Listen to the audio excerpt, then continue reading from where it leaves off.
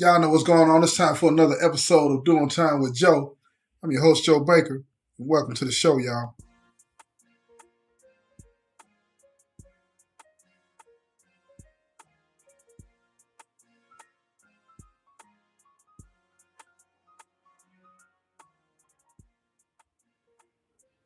And Wayne and his grandmother, they're waiting for his mother, her daughter, to come home.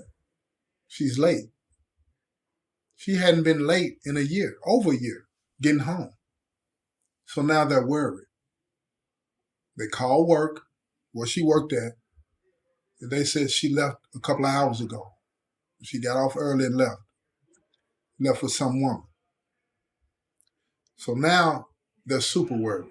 So the grandmother, being that she's gone through this before, she doesn't wait.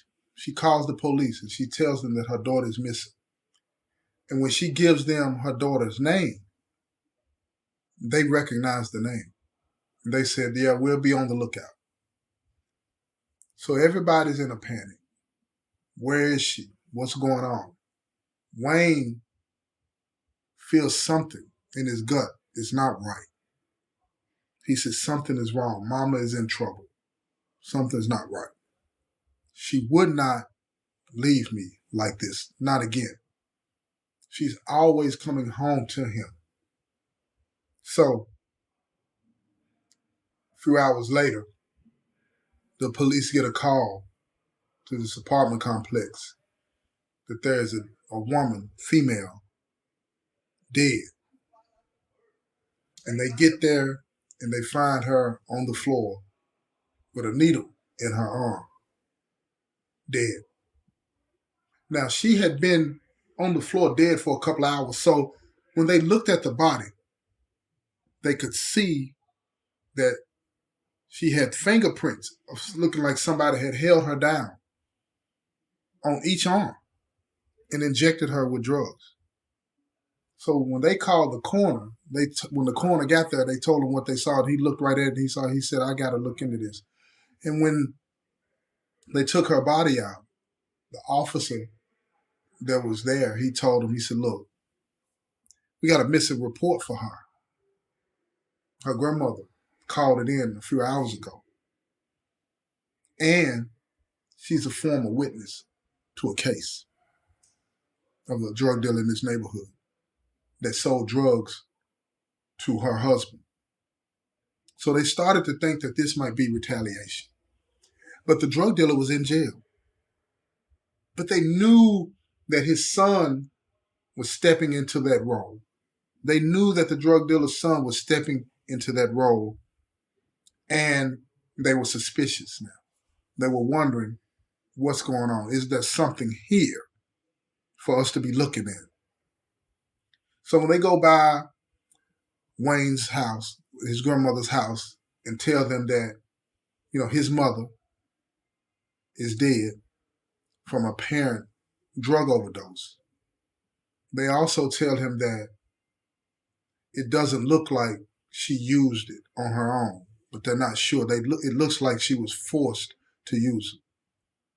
So they told him that they were going to make sure, but the officer saw in Wayne's eyes the hurt and the anguish that he was feeling in that moment. And he told him, he said, look, son, your mother was trying real hard. And he said, don't disappoint her. Don't disappoint her by giving up. You keep on fighting. You stay in school and do the right things. This officer told him all of that. And Wayne cried. He cried, and the officer embraced him. And he told him, you're going to be all right. You're going to be all right. She's at peace. Give her that. So his grandmother, she took him out of the officer's arms and she comforted him, and he was torn up. He was angry. He was hurting. He didn't understand what was going on. And a few weeks later, they get the coroner's report, and it's ruled a homicide, not a suicide. So they're starting to lay out. They go talk to the DA. They're starting to lay out a case, and they're trying to figure out who this was, who did this. They know it was more than one person. They know the female that frequents that apartment complex, the female that used to be a friend of Wayne's mother when she was in the streets. So they bump down on her and arrest her. And she gives up everything. She's an addict. She just wants to get to the next fix. So she told them what the drug dealer's son had told her to do. So they immediately arrest her and put her in protective custody. They sent her out of state, like they did Wayne's mother, to get her clean. And then they go arrest him. They go arrest the son of the drug dealer. Now keep in mind, he's a teenager. So he goes to juvenile detention. And then they go to the prison and talk to his father. And they tell his father, look, your son is on his way. He paid somebody to inject the man that you killed with your drugs, mother, wife, with drugs and killed her. Retaliation. And they were going to charge you with the crime too. That's what they're telling him. So he tells them he doesn't know anything about it. And they knew that he would say that. But what they wanted him to do was to call the streets, see what was going on. So he made a call to the streets and they were listening. Every phone call you make in the penitentiary, they can listen to. There's no such thing as privacy, y'all. So when he called the streets and they were listening, they heard him inquiring about what was going on, and they knew at that point he had no knowledge of what was going on. It was all his son's doing. Who was influencing this young man? So when they go to the juvenile facility, they're talking to him, they're trying to trick him and slip him up. But he had been schooled by the streets. And he said he didn't know anything and didn't want to talk to the police for any reason. So they told him, you're going to be charged as an adult. You're going to be tried as an adult. But he wasn't worried about that. He wasn't worried about that at all. Because he knew that the individuals that had pulled this off for him were long gone, nowhere to be found. So there was no way that they could connect it to him other than the girl. The woman that had tricked, lied to Wayne's mother to get her to come to the house. So a few weeks later, while she's in rehab, she leaves. She can't take it anymore. She comes back to the old neighborhood and she gets high. Now her tolerance had dropped somewhat because she had been in rehab. But now, so she's using the same amount of drugs, the same potency of drugs that she was using before she went to rehab. And when she did, it took her out. Dropped dead right on the spot. Blew her heart up. That's what those drugs will do. So now there are no witnesses, nobody that could testify as to what the drug dealer's son had done to Wayne's mother. Nobody. And back and forth in court, his lawyer's trying to get the case dismissed so he can be released. And the judge is slow to do it, doesn't want to do it, but he has to do it. And eventually, after several months in juvenile, they have nothing to hold him on, and they have to let him go. Now he's back out on the streets. Now he's got this credibility in the streets as somebody that'll keep his mouth shut. He's gotten this badge of honor that people in the streets think they get when they do things like that, right? But he's a real monster now. That's what he is. So now everybody's talking about him like he's somebody. Because to the streets, he is somebody. And Wayne, he hears about it. Now, at this time, he's a senior in high school. And the talk is getting to be too much. So Wayne takes it upon himself to find this dude He wants to know why this person hated his mother so much. His father was responsible for killing his father. Why didn't it stop there? Why didn't it stop there? Why did it have to be that his mother would be taken away from him as well? Why? He didn't understand this street code. He didn't understand any of that because his grandmother had shielded him from that. He didn't understand what was going on. It made no sense to him. And he thought that if he could talk to this man, to this boy, to this drug dealer's son, he thought if he could talk to him, he could get some kind of understanding, some kind of closure. But see, there's no such thing as finding closure when you're dealing with somebody that doesn't see their role, their responsibility. They don't see how they are instrumental to what's going on and they were wrong. If you can't get no closure from somebody that is not ashamed, that's not remorseful, that's not sorry for what they did, all you're going to get is lip service. And he wasn't ashamed. He wasn't remorseful. He wasn't sorry for what he did. So when Wayne finally located it, it took him several weeks to get the nerve up to introduce himself, to walk up on him and tell him who he was. It took him several weeks, but he finally did it. He caught him at a diner, right, at a restaurant, a small restaurant. And he was in there with some of his friends. So Wayne walks in and he tells him, I need to talk to you. So the drug dealer's son looks at him and says, who the fuck are you? And Wayne tells him his name. And immediately he jumps up from the table. I'm going to kill you. I'm going to kill you. You while my dad is in prison. So Wayne, he takes a step back. He said, I don't even know you. I don't even know you. And he takes out running. It didn't go the way he thought it was going to go. He didn't understand any of this stuff because he's not from that. His grandmother had protected him and shielded him from that. She had kept him from that. So he didn't understand what was going on, this hatred. He was the one that was losing. His father was being held accountable. But nobody was telling the drug dealer's son that. That's not what the streets say. The streets don't say that. The streets say something else. And that's the danger in all of that.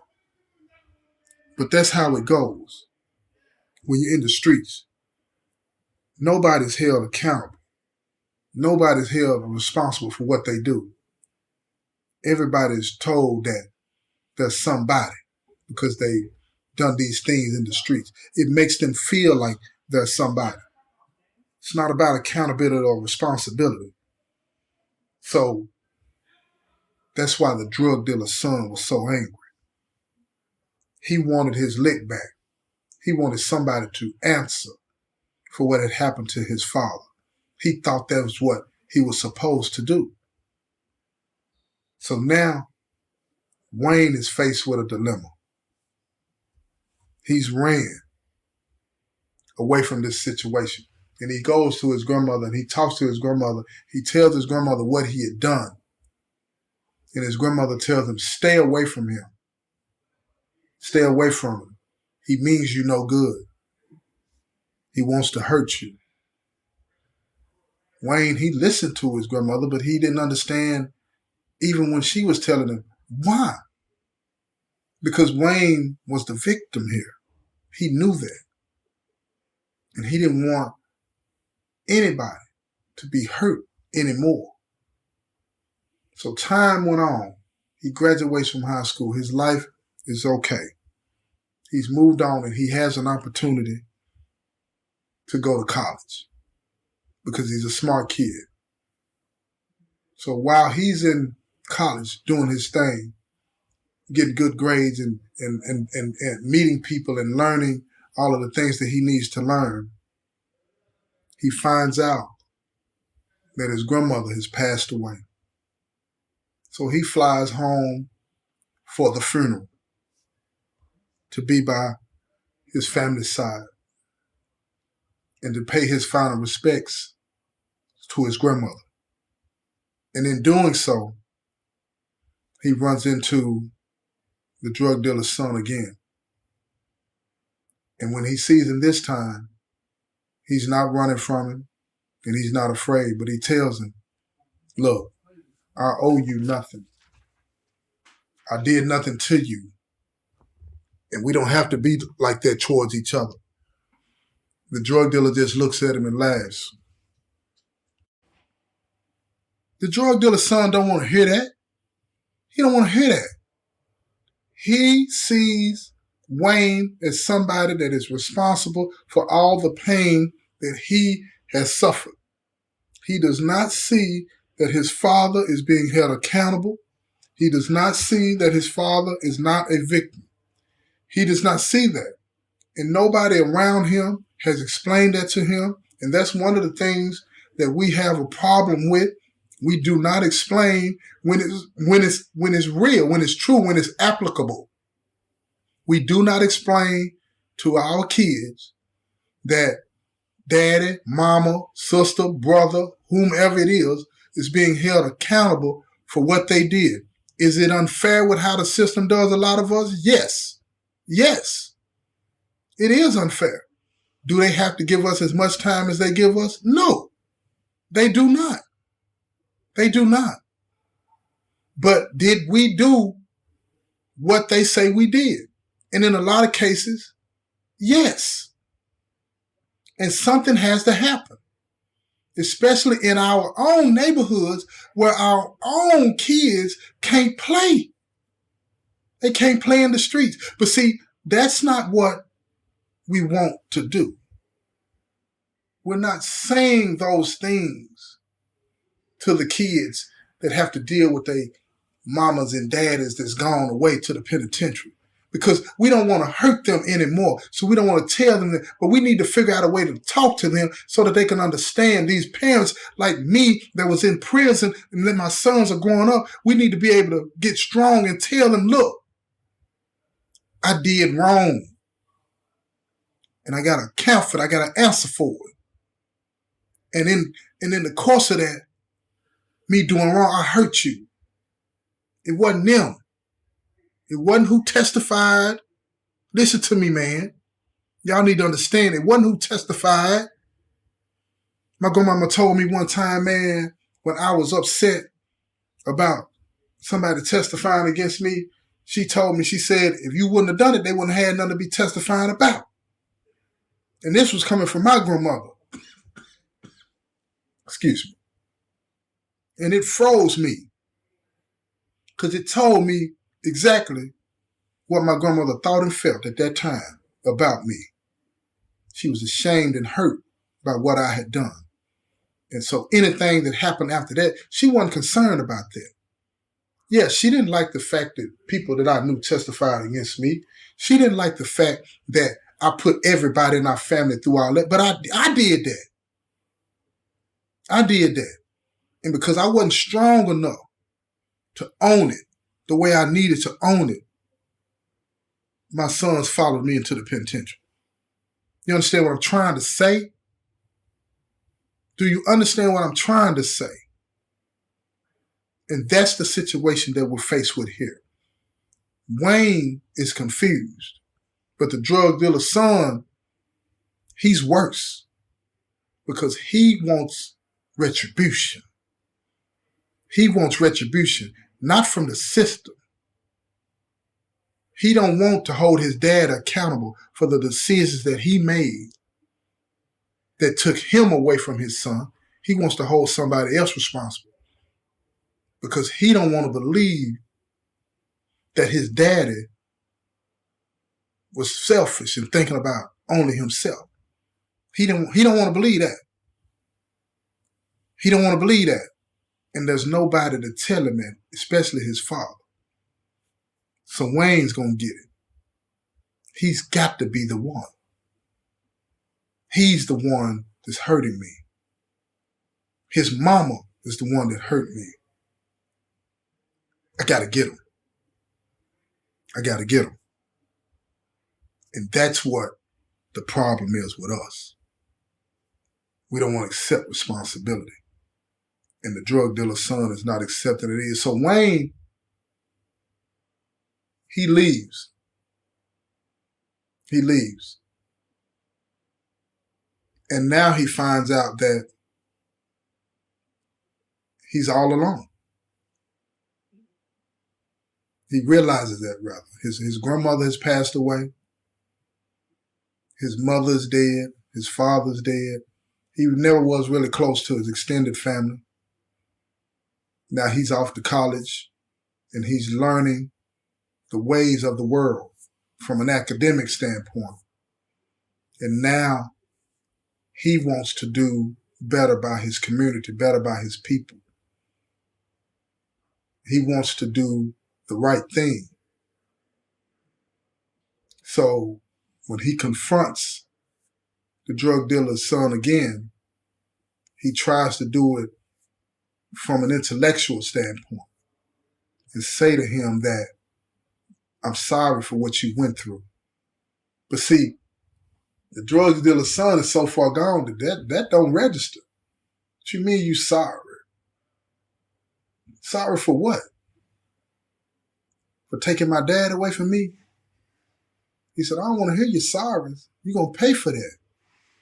Wayne not understanding, that's a warning. See, in the streets, that's a warning. You're going to pay for that. You got to pay for that. You're going to answer for that.